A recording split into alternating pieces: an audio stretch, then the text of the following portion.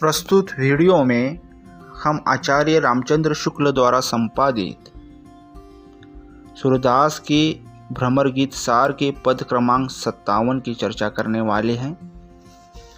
इस पद के प्रसंग में कृष्ण के द्वारा उद्धव के हाथों से भेजा गया पत्र जब उद्धव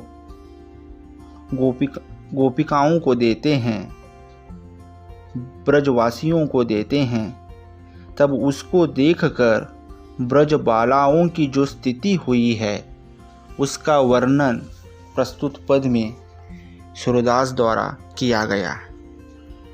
पद है, निरखत अंक श्याम सुंदर के बार बार लावती छाती। निरखत अंग श्याम सुंदर के बार बार लावती छाती, लोचन जल कागत मसी मिली के होई गई श्याम की पाती। गोकुल बसत संग गिरिधर के कबहू बयारी लगी नहीं ताती, तब की कथा कहाँ कहो उद्धव जब हम बेनुनाद सुनी जाती। हरि के लाड़ गनती नहीं काहू निसी दिन सुदिन रास रस माती। प्राणनाथ तुम कौ धौ मिलोगे सूरदास प्रभु बाल संघाती।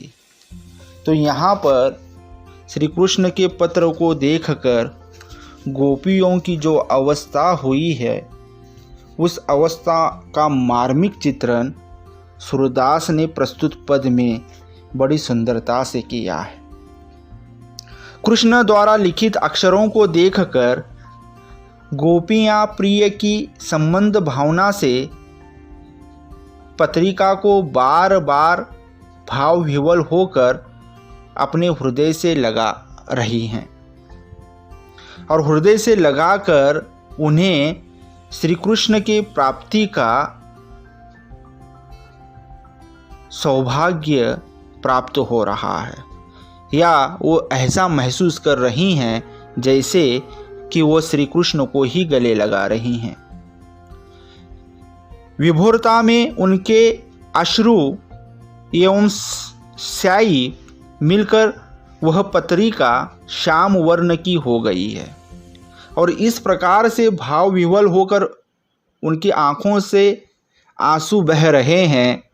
वो आंसू जब पत्र के स्याही से मिल रहे हैं तो वो दोनों मिलकर वो पत्र पूरी तरह से श्याम रंग का हो चुका है। श्याम वर्ण की ही क्या मानो, वह श्याम अर्थात कृष्ण ही हो गई है।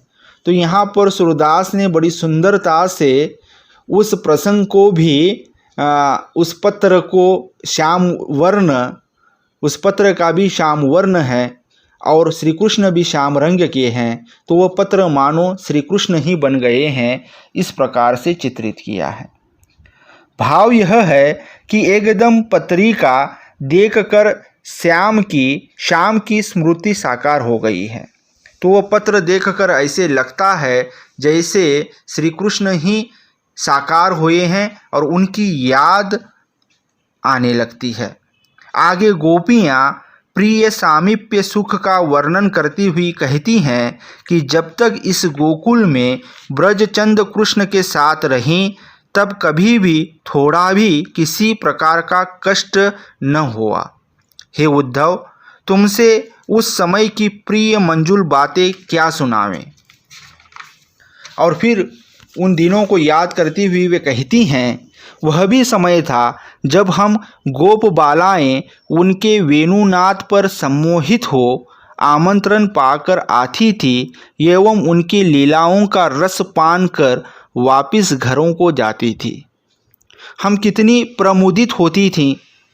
उस समय हम वनबारी मुरली मनोहर के प्रेम के आगे किसी को भी नहीं बदलती थी और अहरनिश रास रस में विभोर रहती थी। सुर कहते हैं कि गोपियों की विह्वल भाव से उस समय कह उठी और उस प्रसंग को याद करते हुए गोपियाँ इतनी भाव विह्वल हो गई और अनायास वो कहने लगी, हे बालपन के मित्र, सहचर, प्राण बल्लभ कृष्ण, तुम कब आओगे। तो प्रस्तुत पद की अगर काव्य सौंदर्य की बात करें तो प्रस्तुत पद में विप्रलम्भ श्रृंगार का पूर्ण निर्वाह अपने समस्त अंगों सहित हुआ है। आलंबन कृष्ण, आश्रय गोपियाँ, उद्दीपन पत्रिका एवं स्मृति संचारी है।